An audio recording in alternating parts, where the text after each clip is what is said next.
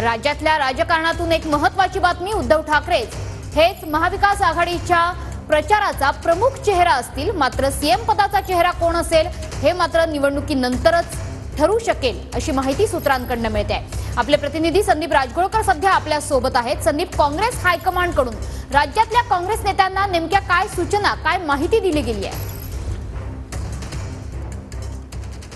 काल रात्री काँग्रेस हायकमांडकडून मनश्री राज्यातल्या काही नेत्यांना फोन गेलेला आहे आणि त्यांना असं सांगण्यात आलेलं आहे की उद्धव ठाकरे यांच्या नेतृत्वाखालीच आगामी विधानसभा निवडणुका ज्या आहेत त्या लढवल्या जातील। ज्या सभा असणार आहेत किंवा ज्या रॅलीज असणार आहेत त्यामध्ये उद्धव ठाकरे यांच्या नेतृत्वाखालीच काँग्रेसच्या नेत्यांना काम करावं लागणार आहे, अशा सूचना हायकमांडकडून देण्यात आलेल्या आहेत अशी सूत्रांकडून, खात्रीलायक सूत्रांकडून आपल्याला माहिती समजते।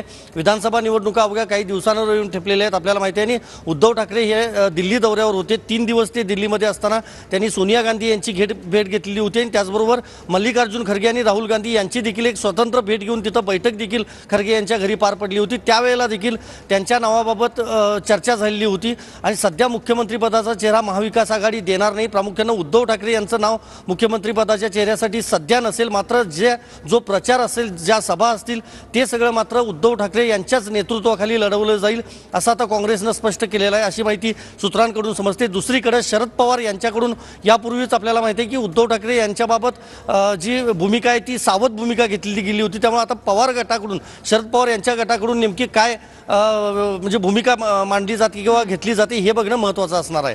मनश्री, नक्कीच संदीप, धन्यवाद या सविस्तर माहितीबद्दल।